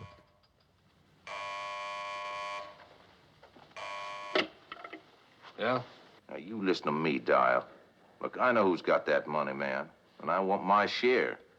Seems to be growing and growing every day. Well, I grew up in Hollywood. My father had been a school teacher in New York, went out to Hollywood very early in silent days, and became a kind of a writer of silent film for Tom Mix, the cowboy star. And after that, he became a sort of a producer, and at Fargo, he produced all the Shirley Temple movies and a lot of others. And I grew up out there. And for some reason, film, while I loved going to film and loved seeing film, my interest was somehow more in the stage. And as soon as I was out of high school, I went back east and got involved in theatrical production. Is this a peppermint flavor? Peppermint flavored tooth powder, see, we refer to it. This is the Tooth third powder, place yeah. where we're not allowed to talk about it. No, you don't want to talk about it here. No. Look, she just woke up looking like that. I wish I knew whether she looked like that in real life when she just woke up. Okay. Now, of course, what they're doing is looking for the $250,000 that's disappeared. Maybe it's diamonds. Maybe Maybe they don't know what the heck it is. emeralds. They They still don't know can't where find it it, but this is. is all he had with him. Maybe it's a key to a And safety deposit they know box. they know he still had it because $250,000 there on there's the shot. It's there on that in that shot. right, Where's the money? And you just saw it. right. And I said to Stanley, you got to be honest. You got to Well, show it it. was. It was I in know that shot. it was. After college, actually before I was out of college, I started going to Europe. My mother had remarried and relocated there, and I went to visit. And I was no sooner in Paris, I must have been about 19, when I realized that's what I wanted. That's where I wanted to be. That's what I wanted to do, and was be there. And so I spent all of my time there until I graduated, and then full time. I lived there for almost 13 years. And it was there that I got the idea for Charade. While I was there, I'd worked for CBS radio for a while, the news department, and I was trying to write a screenplay. And that was when I got the idea to do Charade. It didn't come easily. I had never had any experience with mysteries, but because my father had made so many, I learned to read on Charlie transcripts, which he produced at Fox. He produced dozens, and I sort of learned to read on them. And there is a formula to mysteries, and it's still used because it's the way they're done. It's the way melodramas are done. It's the way Agatha Christie's are all done. And so it was that I wanted to do. But because I was also a comedy writer, I put the two concepts together. Last time I said I love you, Alex. Oh. Here they are at UNESCO. UNESCO didn't give us permission. Legal doesn't let you do certain things. For instance, her name in the original script was Lambert, but there were 3 Regina Lamperts in America, so we had to change her name to Lampert. They had all had their husbands killed. Every one of the Regina Lamperts was a simultaneous translator in Paris, and Whose had their husband had husband been killed, right? And who dressed in Givenchy clothes. All 3. And they all lived in Paris. That's right. Talk about a small world. His names are my Well, son's names. the main different one is that when he's Peter Joshua, those are the names of Stanley's 2 sons. Peter and Joshua. Yeah. So being a hooker by in nature that I am, I allowed those names to be changed. Nothing the police thought was very important. Can you remember anything in it at all? He did say something about Charles's last appointment. With whom? Where? I think it only said where. No, come on. I never saw the original script.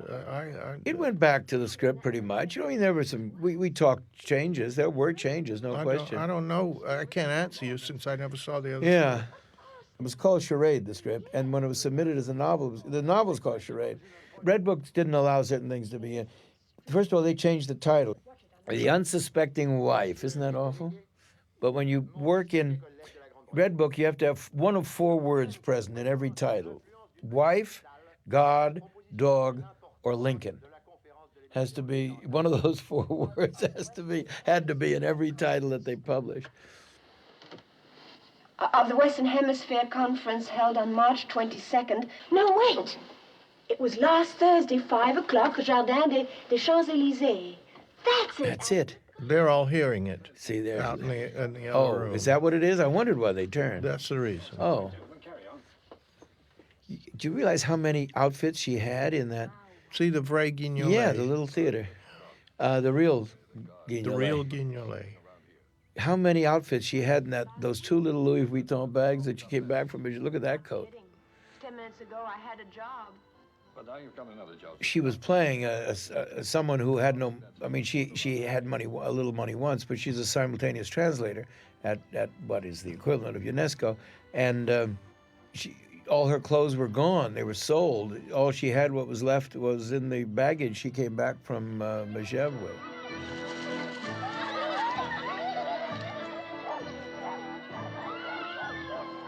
She's the baggage. Good-looking baggage.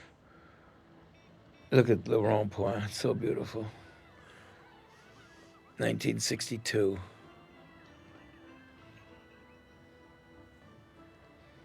Now.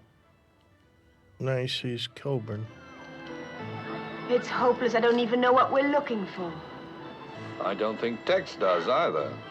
Tex, is he here? Look. Lucky he was standing there where the little merry-go-round. Because it made a more interesting Made shot. a more interesting Yeah, he shot. could have just been standing in the middle of all that Middle gravel. of all that stuff. Yes, it wouldn't have been as good. Look at that's more See, interesting. he went there too. Now, And here comes the plot unfolding. now this is where the whole This is thing where the started, plot where the whole unfolds. idea came to me for the story in the first place.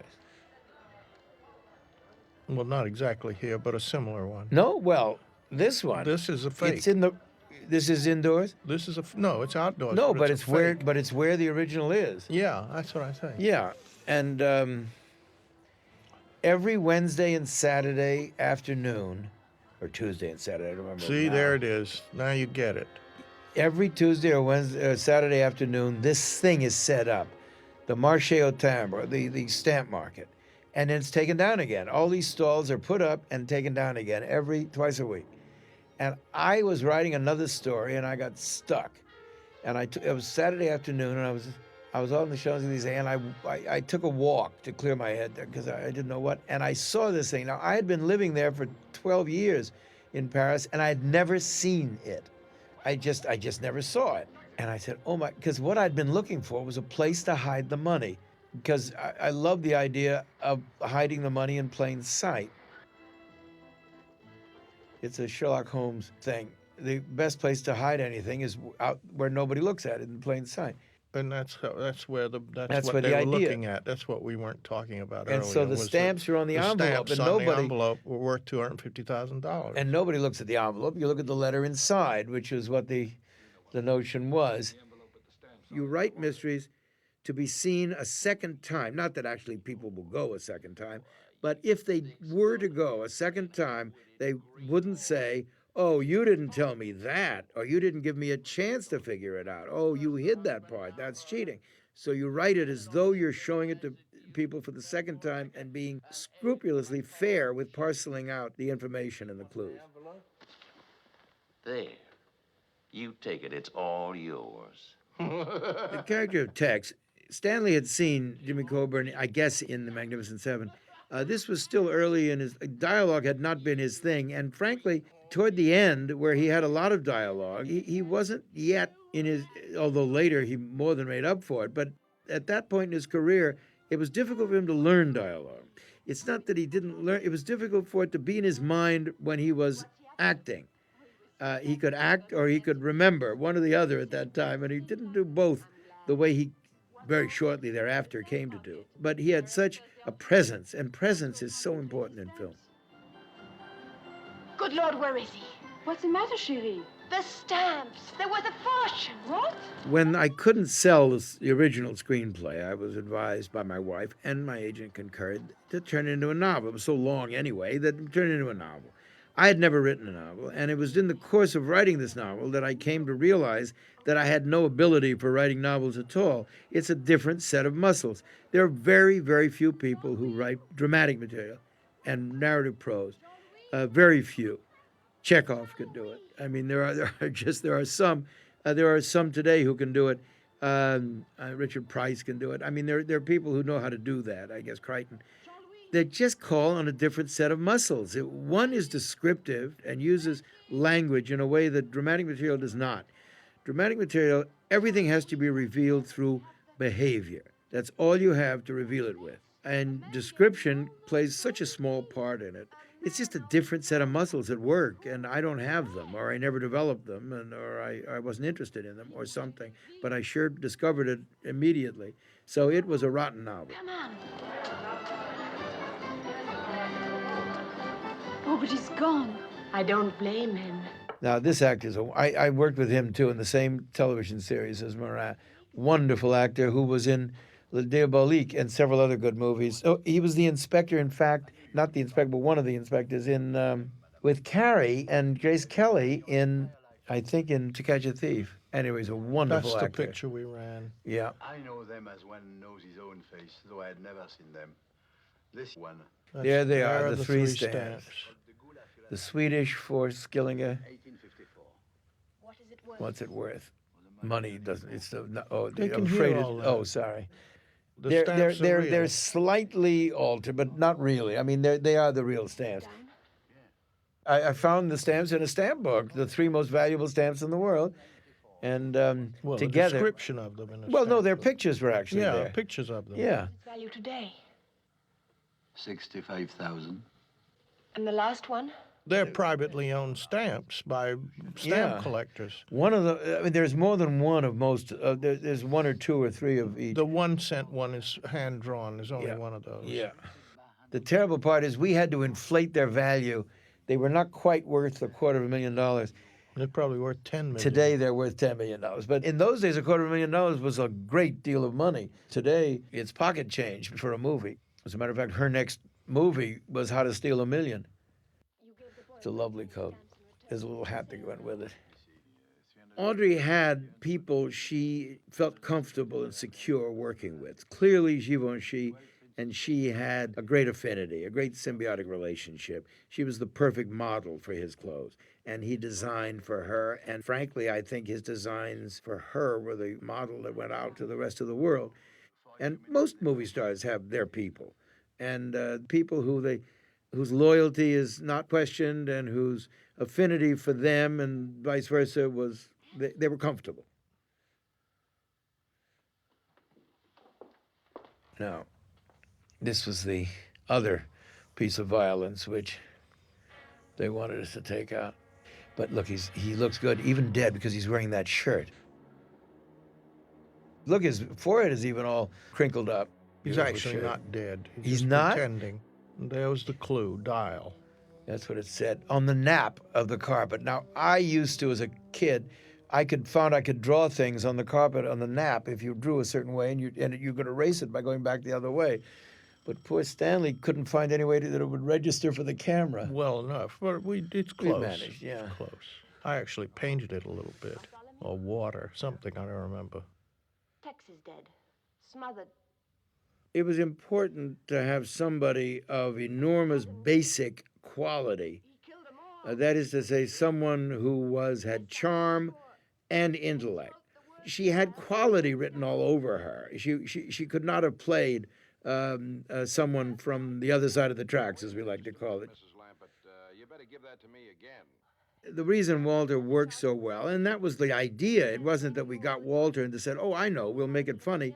The real way to hide the villain was to make him amusing. Let's see, do you know the Center Garden at the Palais Royale? The fact that he's sort of a fool, he couldn't be the villain. I mean, so therefore, that was terribly useful. And so every time, and this was Stanley, every time she cut to him, he was doing something. He was doing his exercises, doing knee bends. So as long as he remained a kind of comic foil for her, he was beyond suspicion. Reggie, wait! Why, so you can kill me too? Tex is dead. He wrote die on the carpet. I'm not dire, you know that! But Tex didn't know it. You're a murderer. Reggie, I want those stamps! Palais Royal. This was a great joke. The cab drivers only want to go one place. They always have a sign in the window. They only want to go there when they want to go home. Yeah, because their When they're garage going is off there. duty, they're going the So it's other like an end of off-duty Paris. sign. The subway chase was, the background of it, the underpinning of it was quite subtle because it involved a number of things that were very, very French. And yet people who knew Paris well enough would have known about it, but the general audience wouldn't have changed their perception. This is a real subway This is a real station. subway. It was actually not in use. She ducked into the subway. First of all, she'd been in the subway, he hadn't. So she knew that she had to buy a ticket. He didn't. She ran down, and she also got a first-class ticket. That she knew there was first class on every subway train. Things were added, things that are visual, which the chase is not what you put in a book, I guess that we God did. knows. I don't know. remember whether it was in the original screenplay. I don't think it anything was. that wasn't in the book is my idea. Yes, clearly. that's probably true. I have no idea who I don't thought of remember what. I anymore never who can did what. remember that. I don't even remember whether the subway wasn't in the script and taken out of the book. I doubt it. I think we discussed the subway was a good... I have no idea. Oh, the thing that I liked about Was it My Name's Stanley when we did the movie? Yeah, it was. Oh. I tried to rewrite it, but I couldn't. The thing I liked about this sequence were two things. I liked the pneumatic doors that you just saw closing, and the whole concept. The red car is first class. The subway at that time, for all I know, it's still true, has two classes, and for a little more money, you can get in the red car, and the red car, being first class, there's seats available.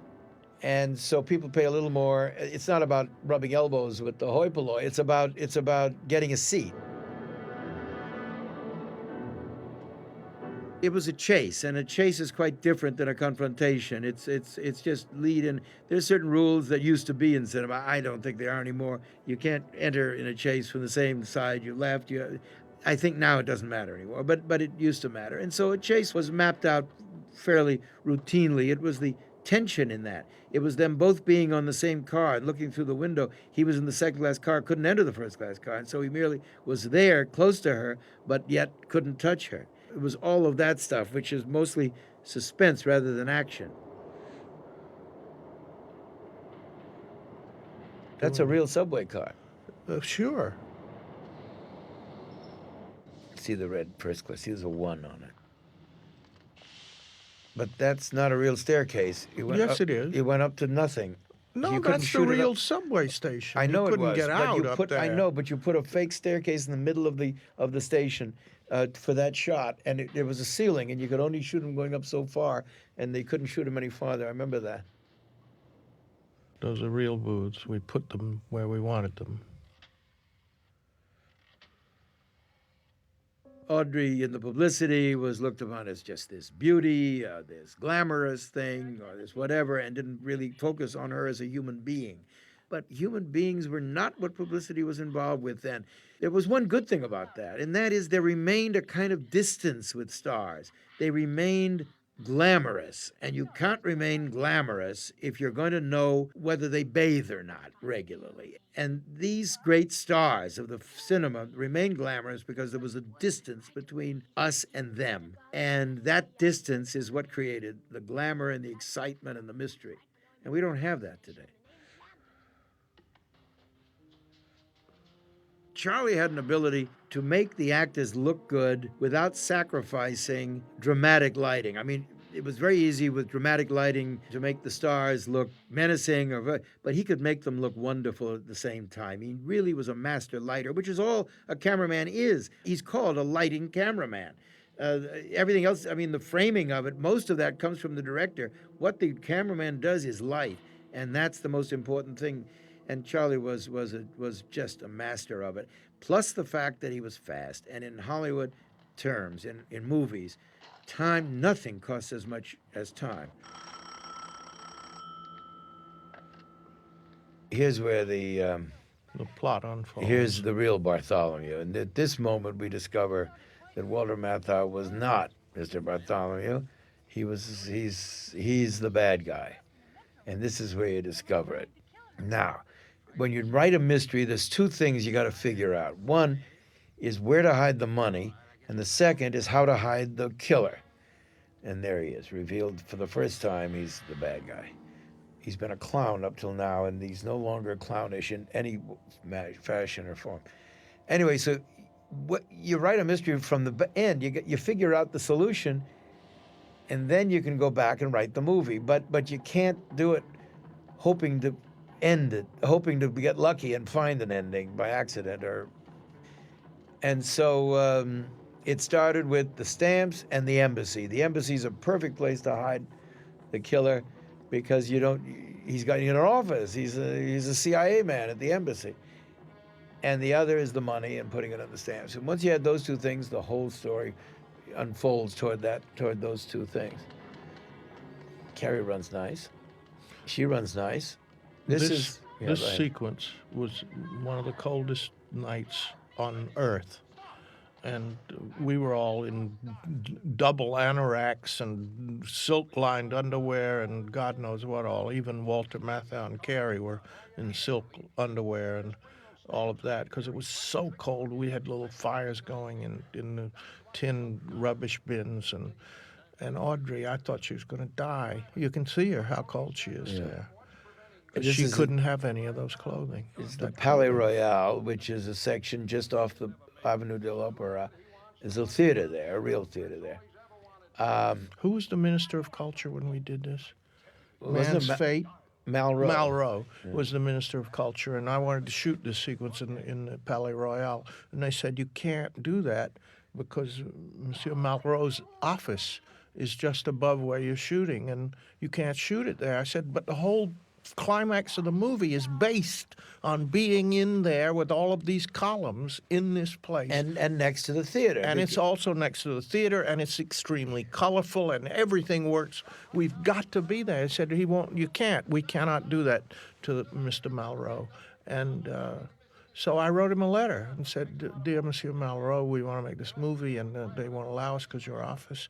And he said, "Oh, of course, use it." And that's how we got there. And he was very friendly to movies. After all, he had married Jean Seberg. And not yet. Not yet, but he liked movies. Mrs. Lampert, they knew I was still alive, but they left me there. That's why. Are we sure they weren't married yet? No, they weren't married. Some of those columns are added. Yeah, I had 2 extra columns that I moved around. Right. You're running out of time. I've come too far to turn back. I swear I'll kill you. Make up your mind, Mrs. Lampert, now. He missed. Oh. No. If he hit him, it was over then. The movie would have been over. It would have been over. Now watch Walter when he runs. Even then, look, he is silly when he runs. There's not much you of him. don't see it there. You do see it a Here's little. the shot coming up, but you Yeah. only see him from the waist up. There He goes. was funny. Yeah. He was a funny runner. There he goes. Well, now he's stopping. See, now she runs into the real theater, Palais Royal. The actual door into the Palais Into the Royal. real There's stage the door. shot where you see Yeah. him running, but you don't see his feet.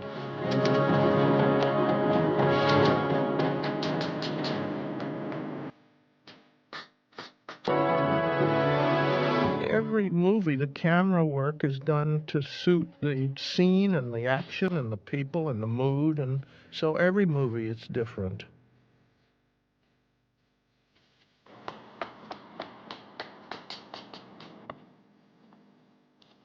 What interior was this? This is a real theater, but Yeah, but not it wasn't the real the Palais theater. Royal, No, no. not the real theater. I don't know it's a remember. real theater. I don't remember which theater we used. But All right. Now this was the final idea. Was this in the Red Book store? Was this in the book? Yeah. I didn't have Cary Grant in the book. oh, what a shame. Yeah.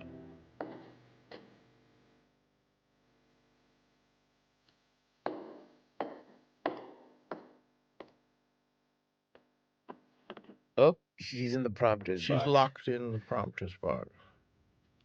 And he's gone. What every theater has, it doesn't quite look like this, but every theater has really is the trap room. Yeah, but nothing like Nothing this. like this. This is a total fake. Total fake, but wonderfully photogenic. But you can't make a floor where every No, square has got a no. trap in it. No, but then you see, But that's the fun of this. that's the fun of what happened. There they are. It's a great idea, fake or no.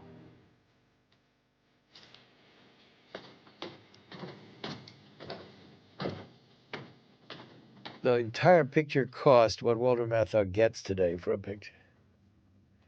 Yeah, or even less. Well, it was big for those days. Yeah. Everything is comparative. Oh, that's what gets him. Look. Oh my.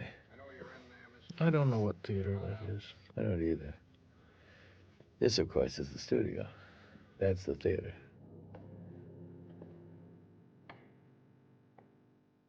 The footsteps. You have to identify where he's standing. I know. Pretty hard. Do you hear me? Come on out.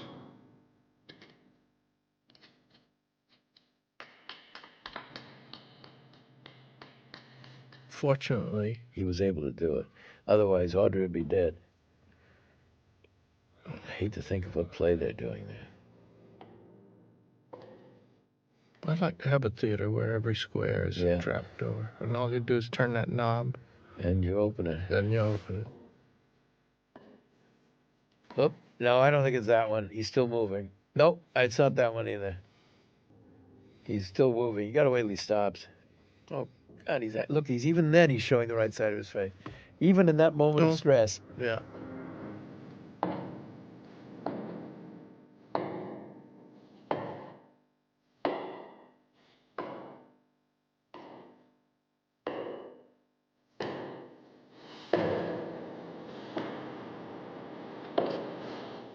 Oh, he stopped. Now, the stopping is good and bad because you can't hear him anymore. So you've got But he stopped, and he's got a Luger. It'd be good to have water come out of it. At Yeah, the end of the just like the picture. beginning. Yeah. Oh, now this There was it goes. undercranked. Just that. Just only that shot. cut. I know that, to make it look faster. And that wasn't Walter. No. And it wasn't Saul either, I don't No. think. That's Walter. That's Walter. He did the easy part, lying down. Now Here's this is the shot scene where he said Judy, Judy, Judy Right. in here, but I don't have it. At the end of this scene, he stayed and said it. It was mine personally. You don't think there's a negative anywhere? No, I had it. You had the I negative it, too. Everything, yeah. They broke it off again. Is that all the gratitude I get for saving your hide? You rub your own digging foot. The truth now, was it my hide or those stamps? Well, what a terrible thing to say. How could you think that? Now, here you're about to hear, while I appeared in the movie earlier with Stanley's voice, you're about to see a Marine who has my voice. I did dub the Marine. So my voice and my person are in the movie. They're just not in the same place. That's coming up in 1 second. Oh, I can remember my lines still. Marine, ma'am. Them to fix up their bookkeeping. Now, as a taxpayer... Who's a taxpayer? There I am. There was somebody. Excuse me, Sergeant. Marine, ma'am. I remember saying that. Who would I see regarding the return of stolen government money? Crookshank, Mr. Crookshank. Treasury Department, ma'am. Room 217, second floor, Mr. Crookshank. 217, thank you, Marine. That's it. That's my whole part. Now, the secretary you're about to see was the wardrobe lady. I had to stop shooting here because I had built the set incorrectly. She goes in there, and you have to see a door behind her with the office back there. Mm-hmm. And we came to shoot that scene, and I saw it, and I said, it's wrong. We have to go shoot something else and rebuild this set. She's the wardrobe woman. Right. Then there. And this is the reason. There he is, because he had to have a way to get in there. A little muggy. Yeah. All the mean, rotten, She's furious. As angry as she could get at him. To find out I'm not crooked. You can't even be honest about being dishonest. You can't even be honest about being dishonest, she said. I could tell that. Well, they're going to hear all that. Oh, are they? Yeah. I thought this is they hear us. I didn't know they heard it. Look how she looks. She had her own outfit just for this. The lunch hour. Probably worked it out in advance. Found an He, of office. course, has the same suit. This was Majev. This was in Mishev, right? This was done in the garage. Mrs. Foster, take a memo to Bartholomew in security recommending Bartholomew. that embassy offices be kept locked during the lunch hour. Starting with his own. That's what Cary Grant looked like at 60. It's not another not 60. what human beings look like. No. Serves me right if I get stuck with that one. Well, who asked you to get stuck with any of them? Come on. Now, here's the only bone of contention I have with Stanley. I loved my last line in this movie, and you can't hear it because the music swells. Well, the reason was I hadn't thought of this until I was editing the picture. I know, but I can't hear it, and I loved it. Well, you can say it now and get your own back. It's the only way I can do it. As you know, he's had many, many identities and many names, and she always has to keep learning his new name. Marriage license. Marriage license. Did you say marriage license?